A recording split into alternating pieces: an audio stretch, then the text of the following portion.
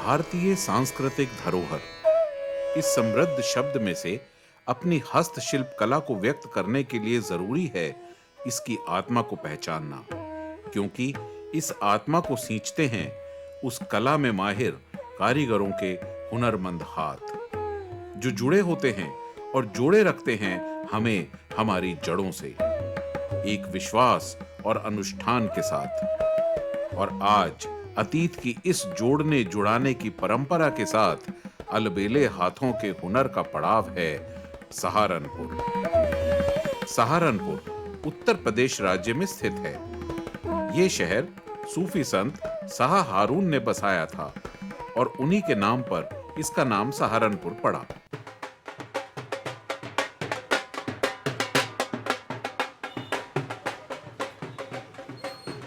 सहारनपुर का इतिहास अत्यंत प्राचीन और गौरवमयी होने के साथ साथ भौगोलिक, सांस्कृतिक और ऐतिहासिक दृष्टि से महत्वपूर्ण भी रहा है। यह गंगा और यमुना नदी के बीच में बसा है। दिल्ली से यहां सड़क मार्ग से 4 घंटे में पहुंचा जा सकता है। सहारनपुर प्रसिद्ध है अपने लकड़ी के काम और उसकी नक्काशी के लिए। इतिहास गवाह है कि हर युग में, हर सभ्यता में लकड़ी का इस्तेमाल उपयोगी चीजें बनाने में ही नहीं, बल्कि सुंदरता बिखेरने के लिए भी हुआ है। ऐसे बहुत से उदाहरण हमें मिलते हैं जहां विभिन्न तकनीकों का इस्तेमाल कर लकड़ी को उपयोग में लाया गया है। कार्विंग का काम करते हैं। बस बचपन में छोटा ही था, जैसे स्कूल से पढ़ गए, उसके बाद फिर मैं काम पे चला गया। उसके बाद ये काम करने लगा, फिर सीख गया, अब अलग करता हूँ काम। नहीं, अफसोस तो कोई नहीं हुआ, जब सीख लिया तो करना है।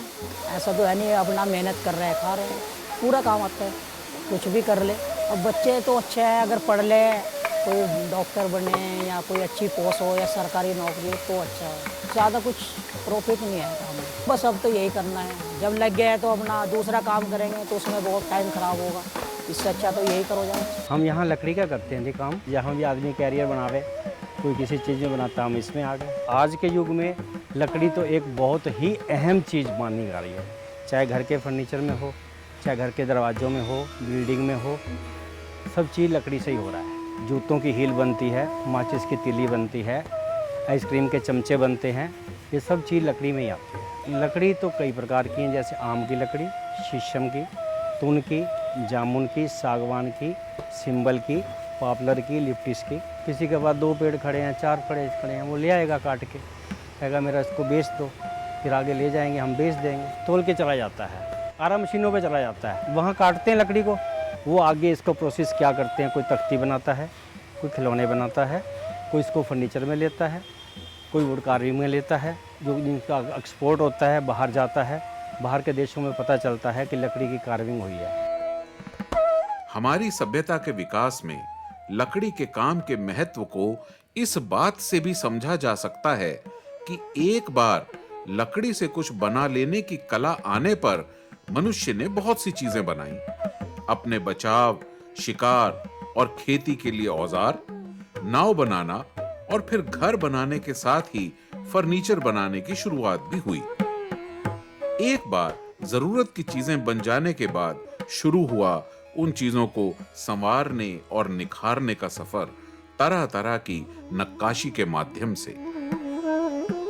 छोटा सही था तो इसी में लग रहा, और मैं इसलिए छोटा सा इसमें लग रहा कि मेरे वालिद भी और मेरे चाचा भी और फिर भाई तो मेरे साथ में है ही, समझो कि बस हम सब इसी में लग रहे। अब तो तरह तरह की मशीनें आ गई, तो हमने तो अपने वालिद साहब को जो है ये मोटे वाले लक्कड़ अपने हाथ से चीरते हुए देखा, हाथ की आरी से। अब मैं तो आखिरी सांस तक करूँगा। ये शाम को 8 बजे इस कारखाने को बंद कर देंगे, पर मेरे दिमाग में कभी ये बंद नहीं होता, 24 घंटे ये खुला रहता है।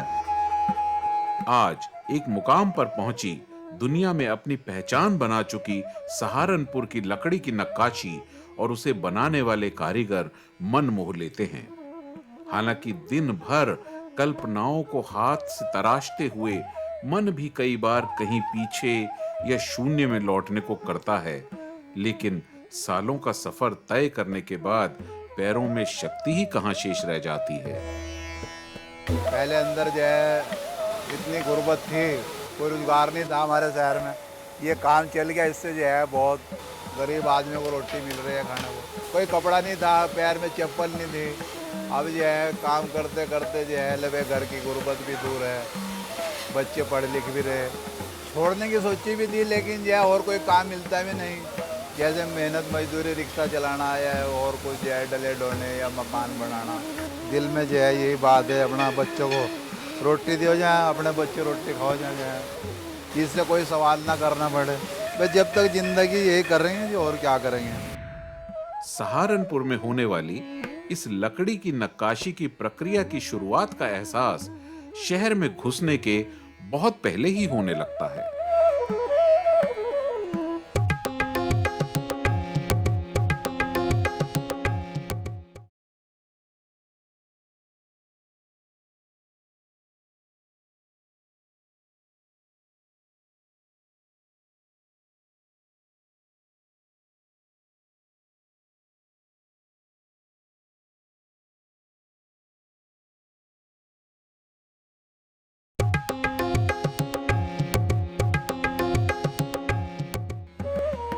सहारनपुर, जो अपने लकड़ी के काम के लिए पूरी दुनिया में अपनी पहचान रखता है, उसके इतिहास में मनुष्य की कुछ सीखने की ललक छिपी है।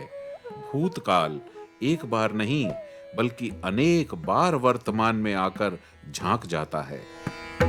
सहारनपुर में वुड कार्विंग का काम 1920 अप्रॉक्सीमेट, वहाँ कश्मीर से जब लोग वहाँ सर्दी में चला करते तो सहारनपुर में स्टे हुआ करता था। तो वहाँ उन्हें जो पैसा कमाने के लिए वो यहाँ रुकते थे, लोगों को सिखाते भी थे वो काम और ख़ुद भी किया करते थे। इस तरह से ये लकड़ी का हैंडीक्राफ्ट का काम आया।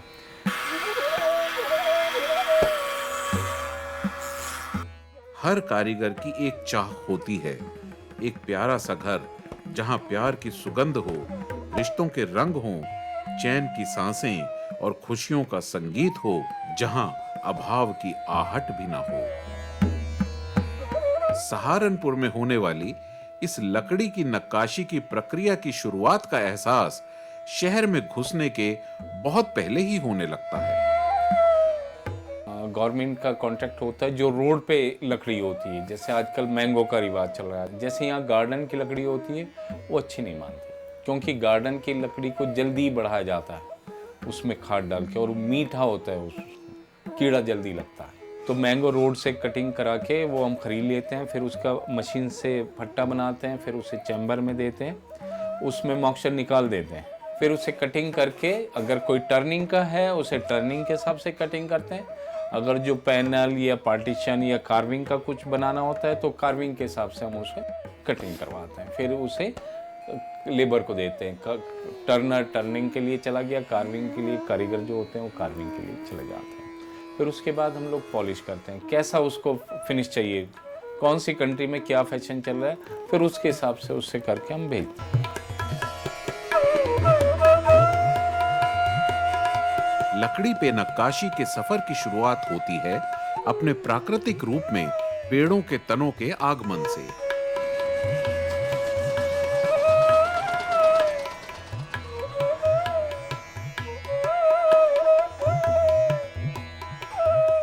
इतने विशाल और भारी तनों को लक्कड़ मंडी तक लाना भी काफी मुश्किल होता है।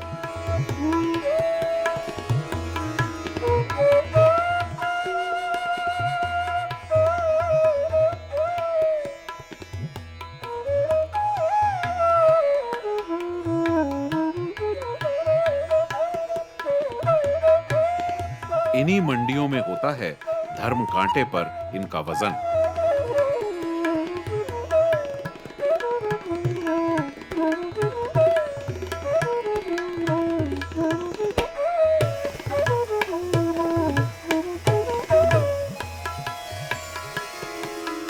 इन विशाल लकड़ी के टुकड़ों को आगे की प्रक्रिया के योग्य बनाने के लिए आरा मशीन से काटा जाता है।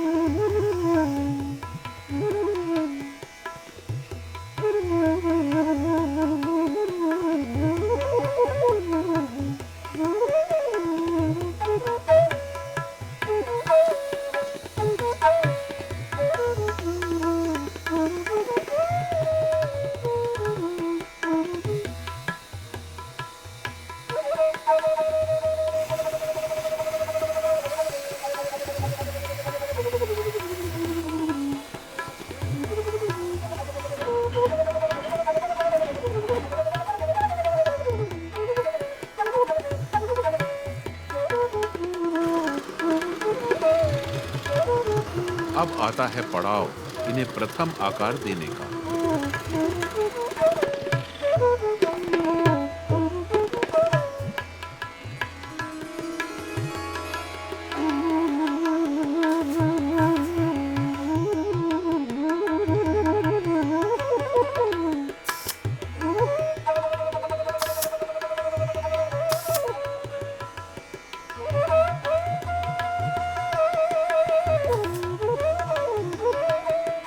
खूबसूरत नक्काशी के लिए आवश्यक है एक आकर्षक आधार, एक डिजाइन।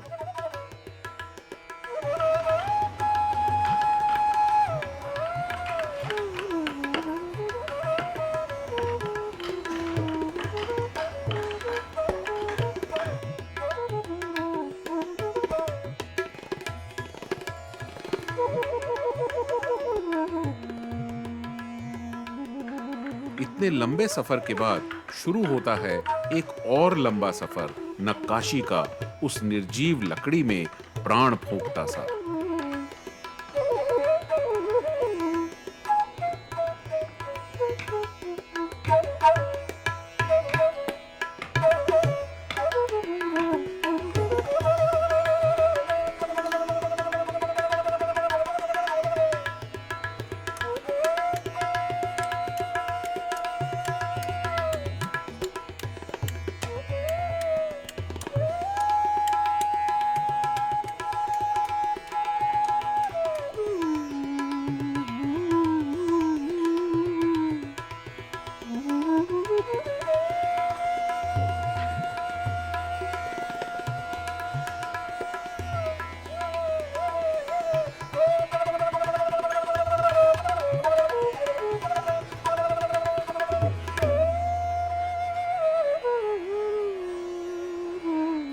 अंत में पेंटिंग और पॉलिश से नक्काशी का सजीव रूप निखर कर सामने आता है। एक एक कृति मुस्कुरा उठती है। एक एक कृति के साथ मन में गूंजता है असंभव, अप्रत्याशित, अजीब। वाह, सच एक अलग ही तरह की अनुभूति होती है। अच्छा लगा कि डिजाइनिंग का काम है, कुछ करो। हमारे मामा करते हैं, हमने भी ये सीख लिया। मतलब सीखते हुए तो 6 साल हो गए, 5 साल करते हो गए। बस अच्छा लगता है, जितना पढ़ लिया फिर लग गए। सऊदीया जाना है फिलहाल कार्विंग के काम में, घूमने को भी मिलेगा और काम भी हो जाएगा। मतलब जब तक ये काम कर रहे हैं फिर बाद में अपना ही कुछ करेंगे काम, मतलब अपना माल बनाएंगे। अगर कोई लाइन मिलती है अच्छी सी। औजारों के तो नाम होते नहीं, औजार ही है बस खाली। ये सीधी लाइन खींचते हैं इससे फूल बनते हैं, ये यहाँ पे काम आता है। बचपन में हम सभी को हमारे माँ बाप, शिक्षक और प्राकृतिक अनुभव ज्ञान देते हैं पेड़ों के महत्व के बारे में। इसके अतिरिक्त उनकी सुंदरता का ज्ञान अपनी दृष्टि, छूने, सूंघने और महसूस करने की शक्ति से भी किया जा सकता है। ऐसी सुंदरता जो कटकर निर्जीव होकर भी जीवित रहती है, उस वृक्ष की लकड़ी के रूप में।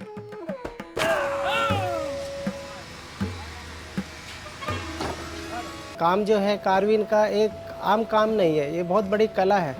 इसमें हर तरह से बारीक बारीक डिजाइनिंग होती है, वो करनी पड़ती है, वो हाथ से खुदाई करनी पड़ती है। तो ये आसान भी नहीं है इतना, क्योंकि इस पर आँखों पे बहुत जोर पड़ता है।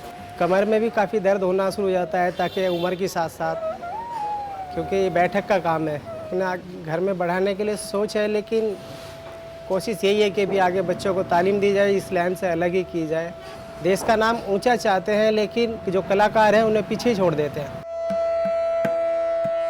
अलबेले हाथों की अलबेली सी दास्तान गुनगुनाते हुए इन कारीगरों के मन की अनुभूति सरसता के साथ ही देश, धर्म, समाज और मानवता की रक्षा की भी प्रेरणा देती है। काम तो बहरहाल ऐसा है, आदमी कभी नहीं सीखता, लेकिन हमने जो है 8-9 साल में इसको सीख लिया था। कभी कभी लकड़ी के काम से जब मंदा होता है कि छोड़ दूँ, कुछ भी करूँ, तो हर चीज़ में आपको पैसा चाहिए। जब पैसा होता है आदमी को खुद पर खुद काम निकल आते हैं। शादी जब सो गई है फिर तो जिम्मेदारी आ गई, छोड़ना भी बेकार है। कुछ और काम करने के लिए पैसे चाहिए, और इतना पैसा हमारे पास है नहीं। आज लकड़ी की इस नक्काशी की कारीगरी के सामने सबसे बड़ी समस्या है, चुनौती है मशीनों और विदेशी माल से बराबरी की, अपनी मेहनत का सही मूल्यांकन ना हो पाने की।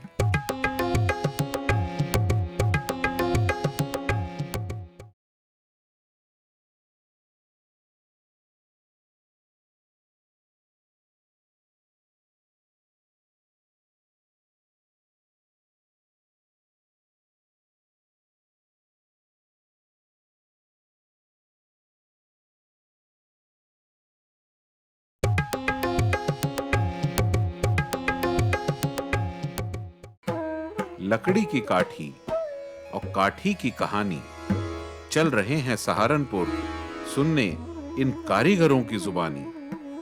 यहाँ के दिन है गरम और शाम है सुहानी, जब अलबेले हाथों से बनती हैं कृतियां मस्तानी। याद तो मेरे बस एक स्टैचू ओरिजिनल मेरे हाथ का है, और बस वो लास्ट पीस ही बनाने तक का मुझे मौका मिला कंप्लीट। तो बस मेरी आखिरी निशानी वो ही रखी, जिसको मैं किसी भी कीमत पे नहीं बेचता। शायद इतनी भारी लकड़ी अब मेरे से आगे को पलटी भी ना जा, और तो बस सब ये बनता रहे और जाता रहे, बनता रहे जाता रहे जी। बस क्या याद रखें, उन्होंने पैसे दे दिए, हमने खा लिए।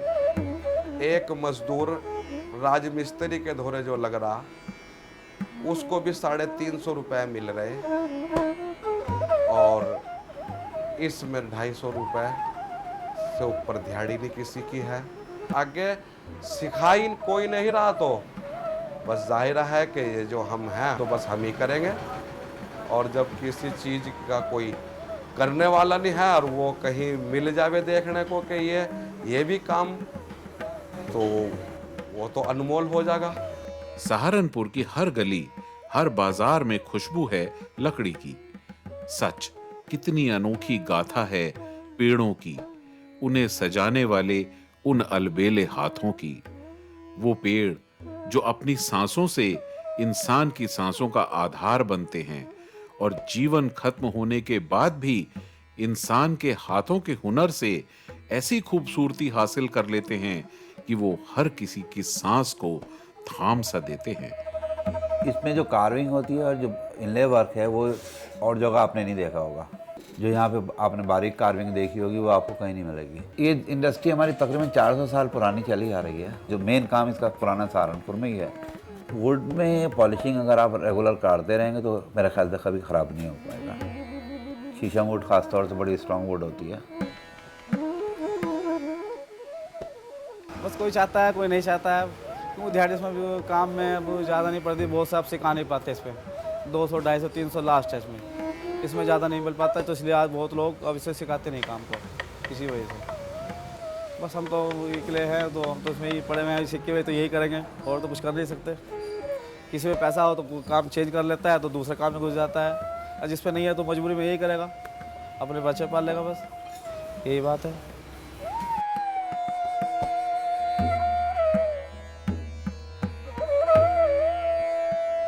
आज लकड़ी की इस नक्काशी की कारीगरी के सामने सबसे बड़ी समस्या है, चुनौती है मशीनों और विदेशी माल से बराबरी की, अपनी मेहनत का सही मूल्यांकन ना हो पाने की। कार्विंग का काम डे बाय डे पीछे हटता जा रहा है। फॉर एग्जांपल, एक कार्विंग का मैं फ़ोटो फ्रेम देखने गया, यूरोप गया था अभी 2 महीने पहले।